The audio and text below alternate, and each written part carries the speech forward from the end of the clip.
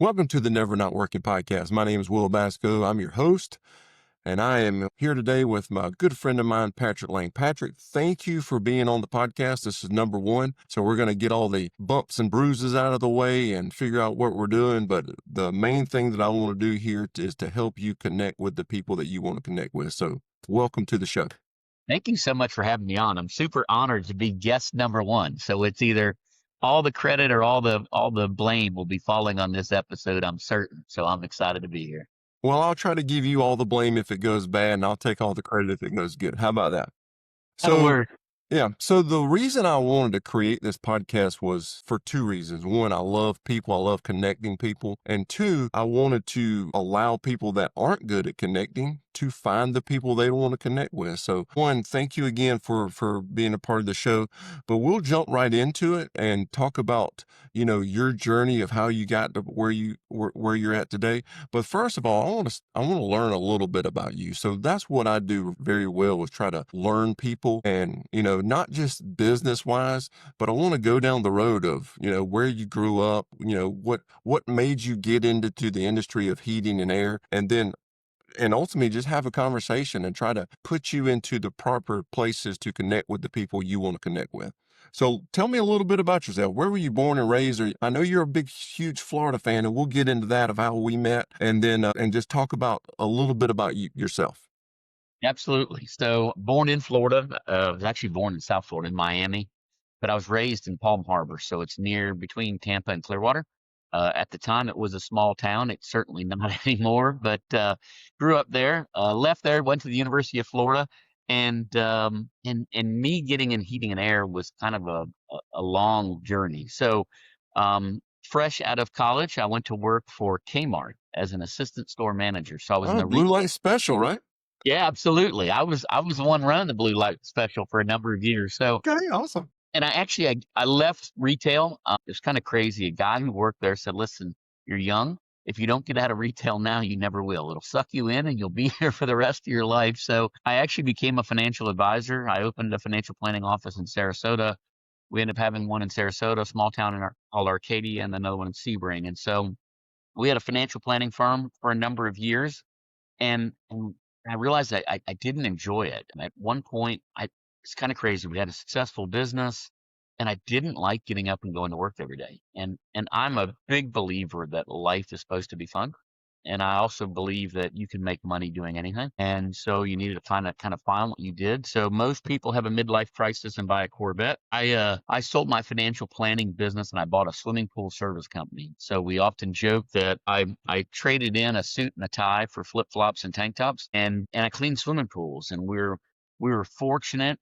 We're in Central Florida, so in Arcadia, and we were servicing probably 6 or 7 counties from Lakeland, Florida, down to Sarasota and down into Naples, actually, and from Sarasota east over to Okeechobee. So we covered a huge area, did that for probably 5 years.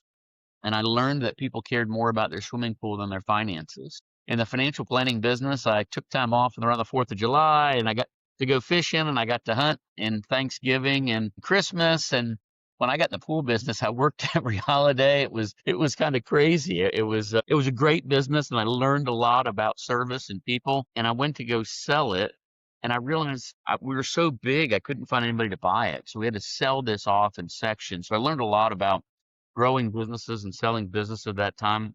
I actually went to a BNI meeting and I met a business broker. And I didn't know what a business broker was. And so I'm like, "What do you mean you're a business broker?" And he said, "Well, I help people sell businesses." And I'm like, "Well, I've been doing that for myself now for 6 years." Through the pool business, we grew through acquisitions and then sold off in probably 4 different sales. And so Prior to meeting that guy, did you know that a broker thing was a real thing? never even heard of one, didn't even know it existed. And so I met him and I'm like, "Do you make money?" He's like, "Yeah, I do pretty good." And I'm like, "I could probably do that. I'm getting out of this pool thing." And I said, "What do you do?" And he said, "Well, you need your real estate license." So in the state of Florida and about 16 other states, you have to have a real estate license to sell businesses. So I went and got a real estate license, and here's mine, being so naive or stupid or whatever you want to call it. I went into a Century 21 and who sells real estate, and said, "Hey, got my real estate license. I want to be a business broker. Can I do that here?" And they're like, "Yeah, come on in." Well, I didn't know they didn't know anything about selling businesses.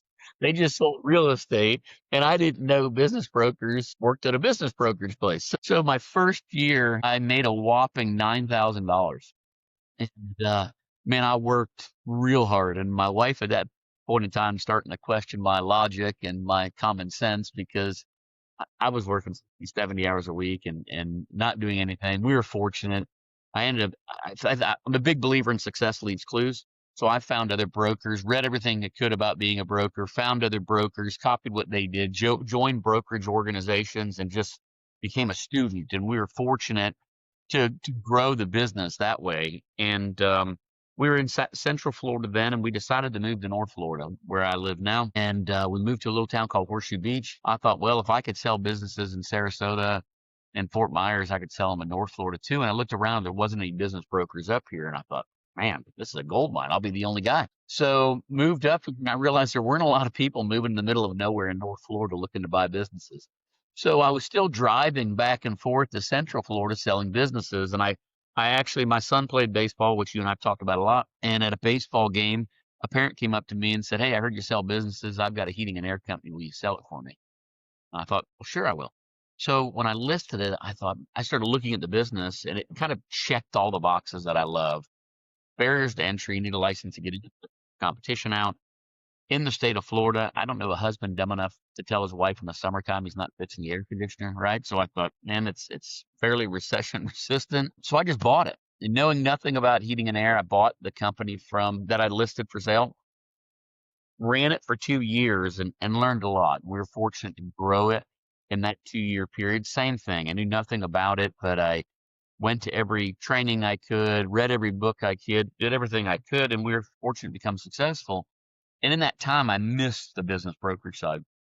I love businesses, and it's kind of weird. I'm a geek about what makes them successful and what this one does that this one doesn't do. And in brokerage, I was able to do that, right? I could peel back the curtain on everybody's business and see what worked. And so after 2 years, I decided I was going to get back into the brokerage, and I went to sell my heating and air company. And when I did, we were a small company doing under $2 million in sales. I couldn't find any information about it. I thought, wow, if I'm a broker and I can't find any information about it, what does a guy who's been fixing air conditioners for the last 30 years do? Sure. So if you were doing $20 million in sales, they were lining up to help you. There was tons of people. If you're doing 2 million, there was nobody that knew anything about helping you. And so my son actually decided to buy me out. My son and daughter-in-law run that business today. That was a little over probably 7 years ago now. Um, and I said, let me see if I'm struggling to find people who know anything about selling companies, heating and air, and it was heating and air and plumbing is kind of what the path we chose. Maybe there's more. And so I decided I'm going to focus on that. And so the first year we just sold them in Florida, then Florida, Georgia, then the Carolinas, and we kind of became known in the Southeast. And then COVID hit, and COVID was incredible for my business. So I could fly anywhere for next to nothing. I was the only guy in the hotel. I was the only guy renting a car. I was flying from Gainesville, Florida to LA round trip for $250.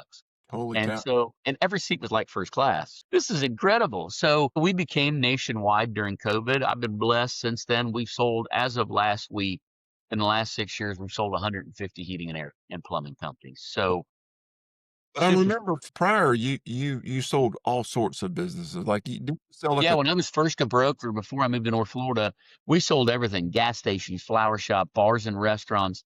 And what I realized when I was doing that, and then when I got into heating and air, is if I sold a flower shop today and a gas station tomorrow and a heating and air company on the third day, I couldn't give anybody value, right?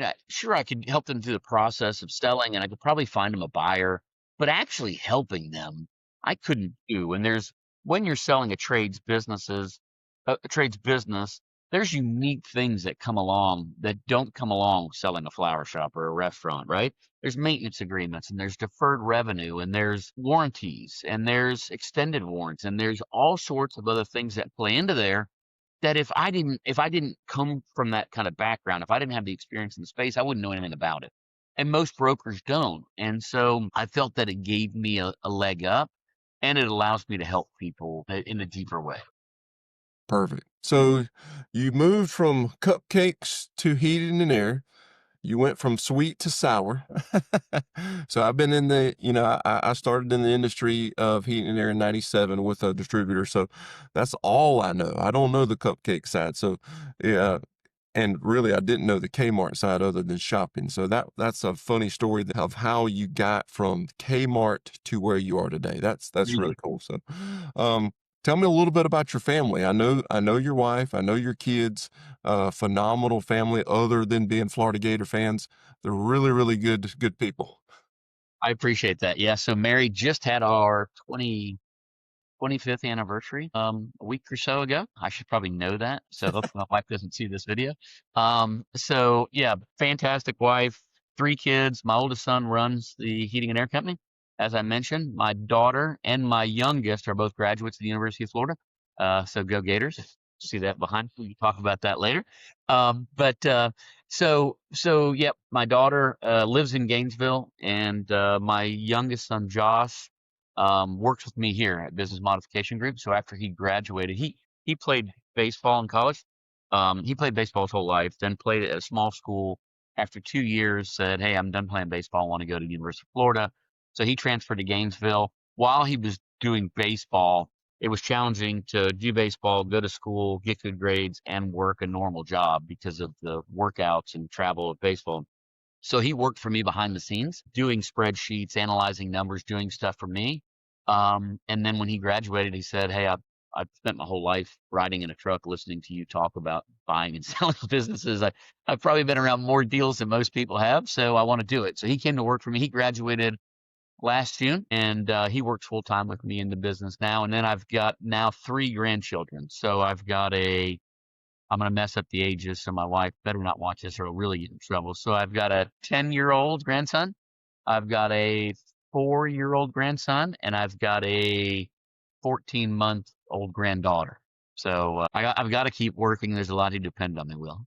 Yeah, well, I know Josh, and he's a phenomenal kid. He's the brains, you're the good looks. We know how the business works. So, I want to jump into some of the stuff that, like I said, I built this channel for 2 reasons. One, for connections, and two, just because I love people. One, let's talk about how me and you connected. So, funny story is, we've known each other, I guess, for about 7 or 8 years now. And I'll let you tell that story because you tell it a little bit better than me. And you started this whole friendship, quote, air quote, friendship in a way that was funny. So I'll open the door and let you tell the story of how you wanted to get at me and it turned into a very good friendship.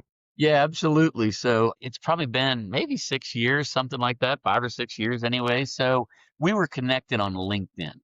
And it initially came, you were working at JB Warranties. I met the folks at JB through a trade show or an event we were at. Brian Bohannon and I were connected as well. And you put a post of your ugly office, which obviously is behind you today. You put a post on LinkedIn about how you got some new things and you were decorating your home office. So being a devout Gator fan and a Florida alumni, I saw your post and I reached out to Brian, and we didn't know each other, and I didn't know Brian well, right? I just met Brian, and I reached out to Brian. I said, "Brian, I see your guy, Will Basko. Can he take a joke?" And he's like, "Yeah, he can take a joke. Why?" And I said, "Well, I was going to say something funny about his office." And he's like, "Oh yeah, he could take a joke. No deal."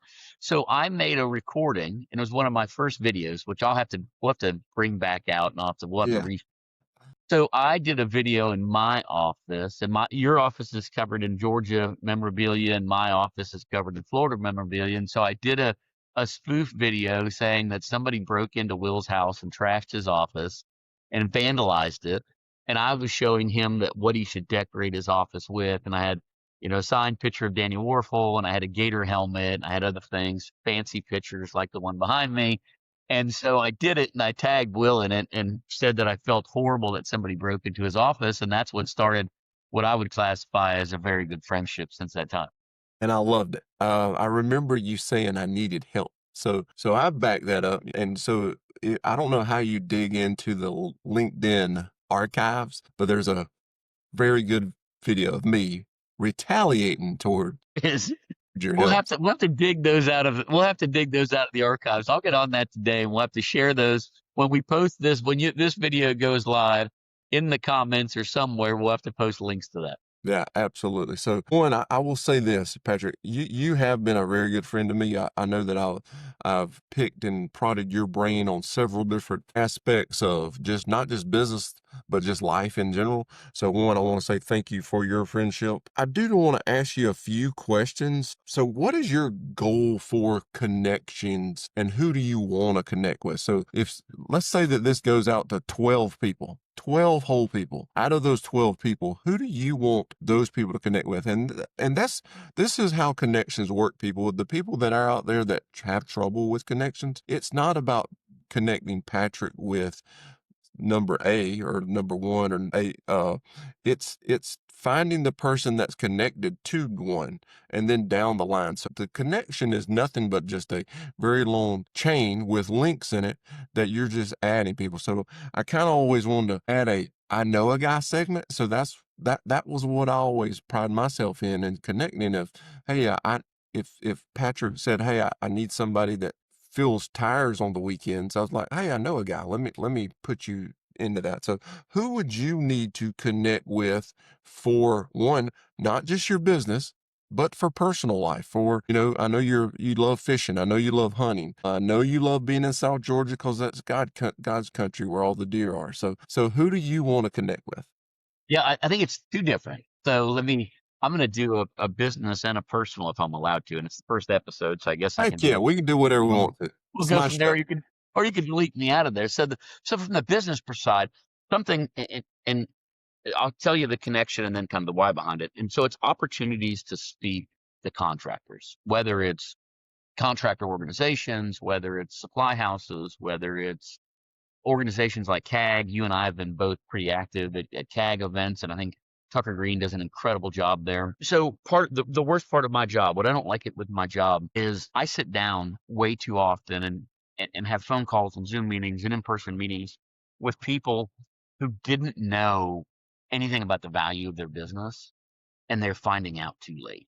So I have sat at way too many kitchen tables with 70-year-old people and say, hey, you've done it wrong. There's no value in what you've built. Nobody wants to buy what you've built. And I can tell you, will rip your heart out. It absolutely will. These people spent their entire lives serving their community, taking care of their customers, taking care of their employees. And I show up and say, hey, you did it wrong. Your baby's not. And build a good life for themselves, probably. Absolutely. In their retirement, what their plan was selling this business, and they never learned what a buyer's really looking for because nobody talks about it, right? I mean, if you're a contractor, you get up and go to work, you talk about fixing air conditioners or plumbing or electrical, whatever it is, you don't talk about what am I going to do 25 years from now. And so I have found that I've been given opportunities through CAG, through EGIA, through other organizations like that, where if I can get in front of a room and I can say, here's exactly what a buyer's looking for, and here's why, people come to me afterwards and say, well, I've been doing it wrong. I'm glad you said that. I've got 10 years to fix it. So from a business perspective, any opportunity to speak to any organization, and it's not a sales pitch whatsoever. It's saying, here's what a buyer's looking for, and here's what you need to stay away from. Any opportunity that I'll fly anywhere in the country to talk to 2 or more people specifically about that. No cost. I'll eat everything just so I can do it, so I can stop having these conversations. So 10 years from now, people say, hey, I'm ready to sell. I saw you talk somewhere 10 years ago. It changed the trajectory of my business, and now it's worth a lot more money. And now I can retire. That's the business side. And from what I remember, you also even have a conversation, even if it's over the phone or a Zoom, of somebody that's not willing to sell, just wanting to see kind of what it looks like. Yeah, down the Yeah, road. I'm talking about, you don't have to be ready to sell for 10, 20 years. Yeah. And we do free valuations here. So we'll Now, do a you free said how much? valuation. How much was it? Free. Exactly. So, and we probably do, and Josh spends the bulk of his time doing that. We probably do 10 a week. It's just, hey, I'm curious what my business is worth, and we do that just because, once again, people don't know who to ask, and they're often asking the person who's trying to buy them, and that's not the person to ask what your business is worth. And so we do that as another service. But once again, organizations, anybody that I can come talk to, any heating and air organization, plumbing organization that will let me get up on stage. I'm not selling anything. I'm not pitching anything. I'm simply saying, here's what you need to do to grow your business, to sell it for more money than it's worth today. And I'll go anywhere and talk to anyone. Obviously, I'm in the Southeast. My preference is to say Southeast if we can, but I'll fly anywhere. I've been in the Northeast doing it. I've been out, I live spoke in Seattle, Washington not long ago. I'll go anywhere and talk to anyone to be able to educate them now. So when the time is right, whether it's a year from now, 5 years from now, 10 years from now, they've got that. So that's the business one. The personal one, and you and I haven't talked about this part, so this is like groundbreaking news. My dream So someday. let me ask you one question about the business wise distribution. I know that you did want to you said something about going to distributors. How would they? Because I know that in the past I've brought your name up in conversations, and that they're scared of brokers because they say, well, if he's affiliated with X brand of equipment, why am I sending my customer to them? So can you talk on that just a little bit to give them the warm and fuzzy, hey, if you bring me in, I'm going to be your adversary. So 100% great point. And I'm sorry I was moving so quick. So absolutely. And it's true. A lot of manufacturers and distributors, when I talk to them about talking to their people, they're scared. They think that I'm the bad guy who I'm selling everybody to private equity. And that's not the case. I sell a lot of smaller companies, and private equity isn't a fit sometimes for those people. I think we sold just over 23 or 24 companies last year, and probably less than half went to private equity. The other half were mom and pops buying other mom and pops. And so a couple ways that I can be beneficial for them. The first is, so they help their customers get a better sale, right? At the end of the day, if their customer does better, it's a win for them. And if they're really looking to take care of their customer, these buyers are calling your customers all day, every day, saying, we want to buy your business, we want to buy your business, we want to buy your business. Most of these sellers go in it and they've never sold a company. For most of them, it's the biggest sale of their life. And oftentimes they don't have anybody helping them. And these are professional buyers that are trying to buy their business. So I think they need somebody in their corner helping them, making sure it's a good deal for them. So that's the first part on the seller side. The other part is really on the buy side. To me, distributors, supply houses, manufacturers, whoever it ends up being, OEMs, they hold the keys to the kingdom, in my opinion. They know every contractor in their area, or they should know every contractor in their area. And they've got relationships with them. So we can help their contractors grow their business through acquisition. So we can bring them deals that you may be a train or a carrier. You could be a carrier distributor, and I could bring you train people that your carrier distributor, your carrier client can buy and grow their business, and it costs you nothing. So you could potentially grow your customer base with no money out of pocket, or keep it in house. prime example of I know a guy where they've got the relationship with the territory managers because they're going fishing and going on vacations with these contractors, and they know that if they want to sell or they want to grow, and then they could come in and say, hey, I know a guy, Patrick Lange, let me bring him in, evaluate your company, tell you what you need to do, your next steps to either sell or buy. Absolutely. Yeah, and they know who's wanting to grow, right? And so I have some distributors around the country that I feed them deal, right? And hey, if you know anything in Kansas City, I've got a guy in Kansas City looking. So before we go to market, I'll send it to them and say, hey, here's one in Kansas City. You want to take a look? Bring it to your guy. Doesn't cost them anything. All it is I know a guy, and hey, this person's looking at selling, and they can grow their territory, grow their volume simply by making an introduction. So they're not having to do anything additional, and it's helping their customer and ultimately helping themselves. Awesome. Awesome. So how is the market right now for heating and air contractors? We know that the prices are just crazy right now with equipment, and people can't find labor and all that good stuff. So what does it look like on people buying and selling Market's businesses? strong, in my opinion. We've done more deals this year to date, than we did all of last year. And I think it's because there's still a lot of buyer interest, right? There's a lot of people trying to either get into the space or grow their business, and it's held valuations up well. So for the people that are looking to leave, it's still been a good time to exit and get a high multiple. So because of the buyer interest, right? Like anything else, if there's more buyers, then the valuation stays up, and it's stayed very consistent over the last few years. It was crazy when I first started, private equity wasn't buying and all these outsiders weren't buying, and valuations were lower. As they've come in, it's brought more magnification on the trades. And you see it all the time now. Forbes is writing articles about the trades, and Wall Street Journal and all these places that really ignored the trades in the past. It's really getting some attention that's well deserved, and that's continued to hold valuations up strong. I think there's still deals to be had, but certainly my belief is different too. I think when I look at a transaction, I don't believe somebody has to lose. I think too often, too many people go and buying and selling thinking they've got to beat the other side. And I believe that if I'm buying somebody's business, I'm taking over their legacy, right? It's a big deal for them. And I'm taking over their customers who've trusted them for years. And I'm taking care of their employees who have grown their business for them. And so I think that there needs to be a sense of honor in doing that. And if I'm selling, I'm giving away my baby, and I want to make sure that that person's going to do it. And I think if you go in it thinking that somebody's got to lose, it creates a bad relationship. I believe selling a business is more of a marriage than it is a divorce. You don't need to be fighting and trying to beat the other person. You should say, what can we do working together? And as a buyer, if you're selling me your business, Will, a year from now, I want to be able to call you and you look at the phone and go, oh, it's Patrick. Let's see what he needs. And to be able to answer his questions. So if Mrs. Smith asks me a question, that you'll answer my call and I can help Mrs. Smith out in a way that you used to do it. So I think it's better to do it that way. And so I think there's great opportunities that exist in that environment. Relationships matter for sure. But what should sellers be doing right now to get their business ready to sell? There's really four things we preach to a seller, and I'm going to use heating and air, and it's the same for plumbing and electrical as well. One, it's clean your books up, right? Too many people treat their business like it's their personal checking account and paying for their hunting camp and paying for their vacations and paying for all these things.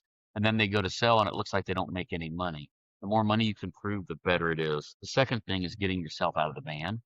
If every Google review I still see for Will's Heating and Air says Will was a great guy and Will did everything great, Will answered the phone and Will sent me my bill and Will, then you probably don't have a business. You have a high paying job, which is good as long as you're okay with that, right? There's a lot of independent contractors or individual guys out there, or a guy or a girl with a helper, and they make great money, but they don't have a sellable business. And if they're okay with that, then keep doing it. But if you're getting to sell, you need to get yourself out of the way.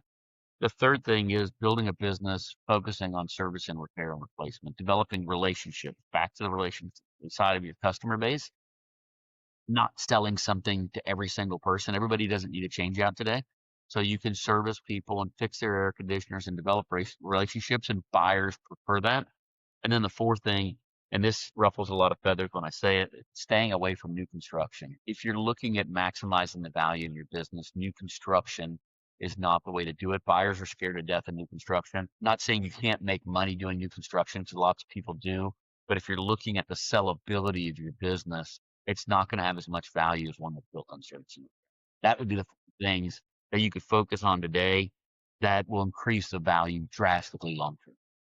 Yeah, in the industry that we're in, heating and air for sure, plumbing, there's so many people that work for somebody that got out of that to go into business for themselves that aren't business people. They're wrench turners and they think, hey, I can do this for half the price. And then they find out, well, if you do, you're going to go out of business. What do you see for people that when you go in and evaluate something, when they stress the wrong thing being of value? And what I mean by that is, hey, I got this building, I got this new brake, I got a brand new F-250 out there. I see a lot of valuation that really doesn't matter to buyers, I would say. It doesn't matter that you got an F-250 that's got 4 transmissions in there. So do you, other than cleaning up books, do you clean up valuation of what really matters in their business? Yeah, and that's the free valuations we do, right? So we give them a valuation. I have a YouTube channel, and on the YouTube channel I have a video. It's one of my most watched videos, and it was done as a joke, and it's called "Your Baby's Ugly." Where for most business owners, the business is their baby, right?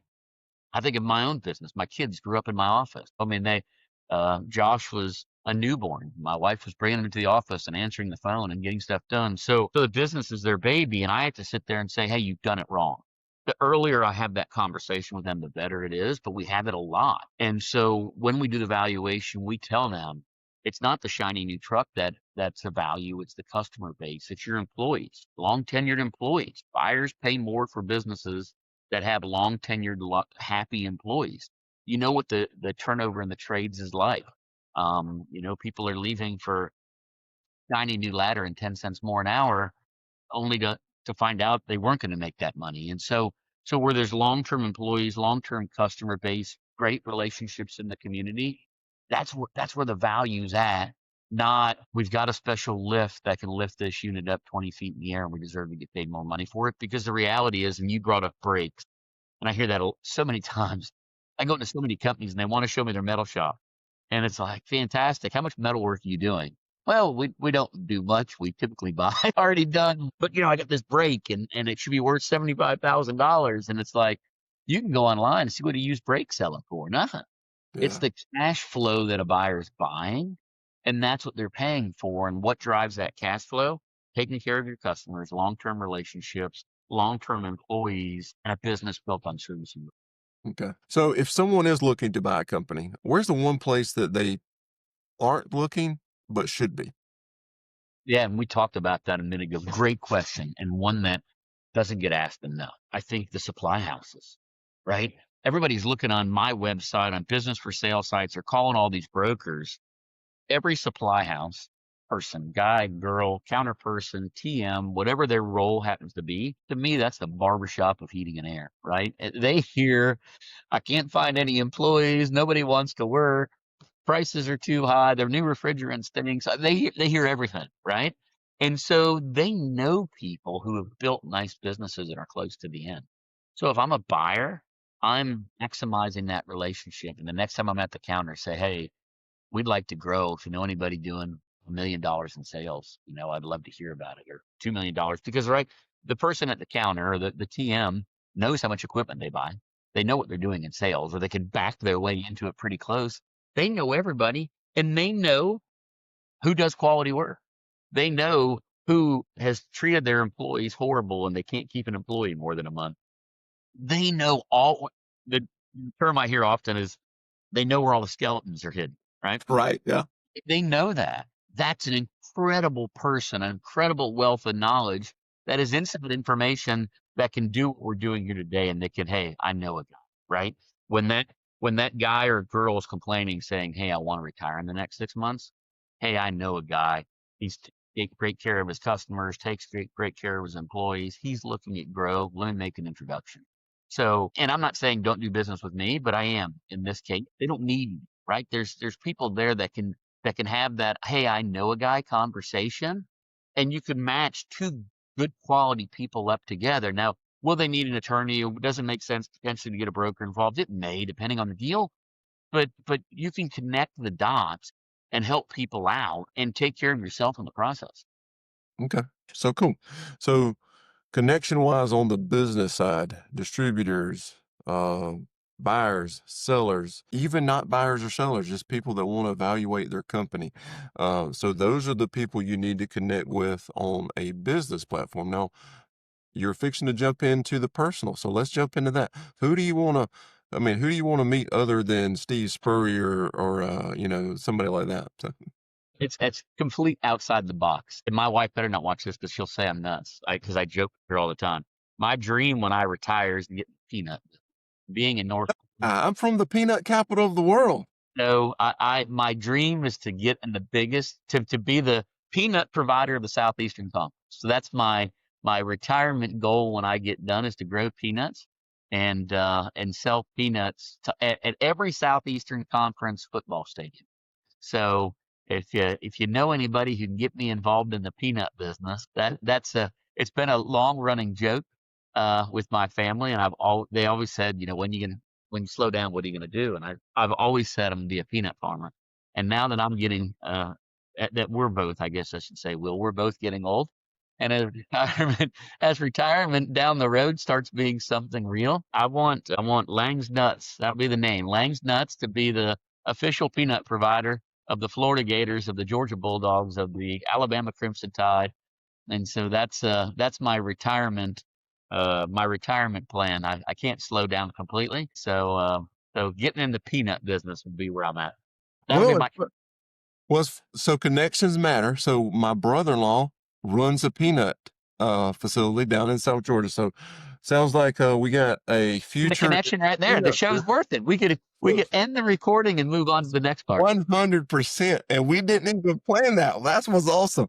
So it's literally the reason I built this this podcast channel is because through conversations, you get to know people. And again, if we just went straight down your path of your business, which is phenomenal, man, you do a phenomenal job. I know people are all across the country that have used you, that speak highly of you. Everywhere that I go, there's never a bad word other than you're a Gator fan.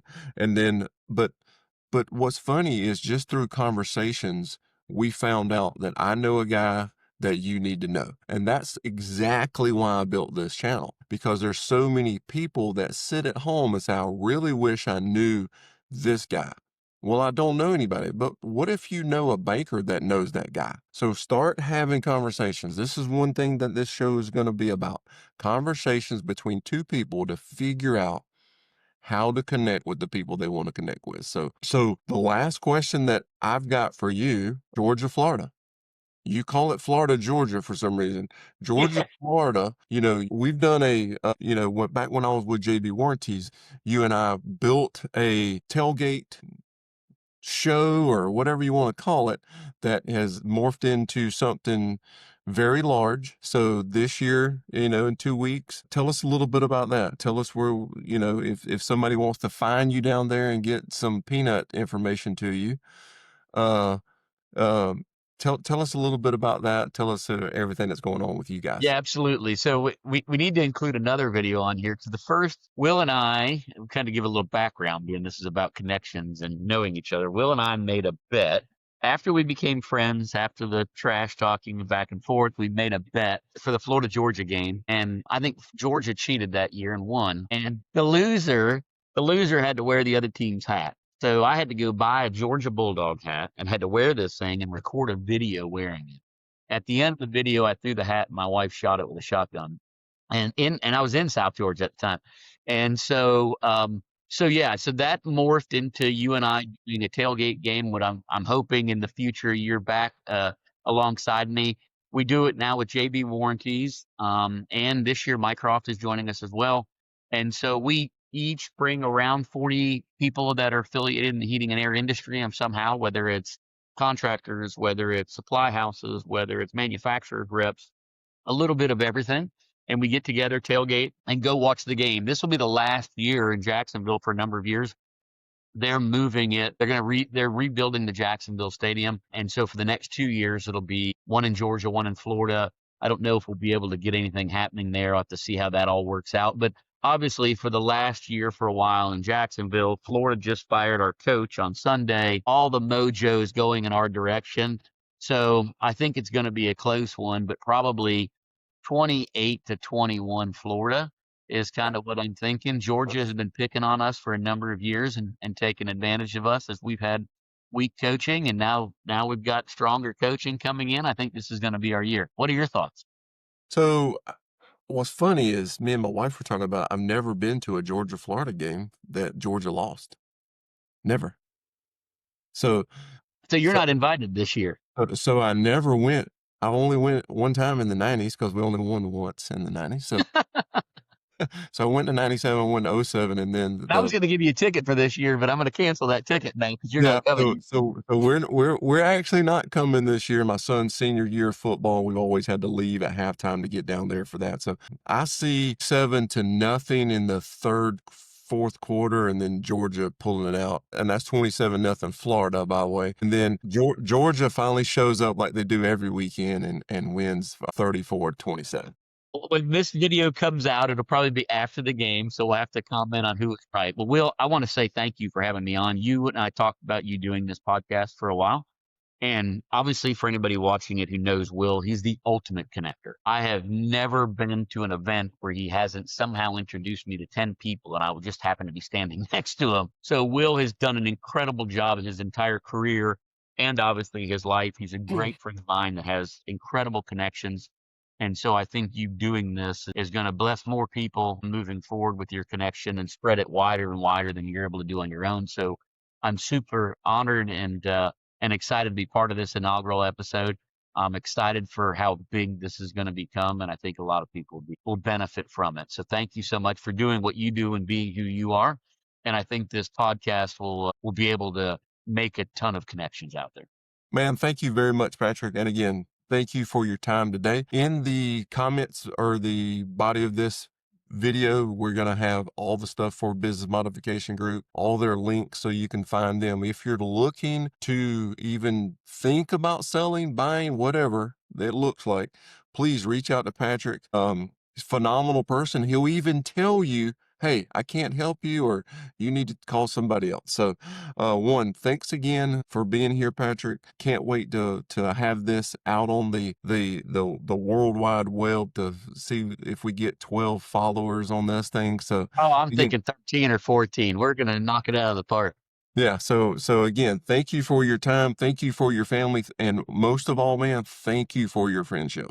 Absolutely. And Thank you. so I'll sign off here. Man, thanks for everybody watching this episode of the Never Not Working podcast. Again, if you want to be on this podcast, there's going to be an email address in there. Click the button. Say, hey, I want to connect with some people. We want to go down any road. Again, it's not going to be formal, as you can tell today. We're going to get better as we go. But again, as always, Will Basko, Never Not Working. Thanks a lot, guys.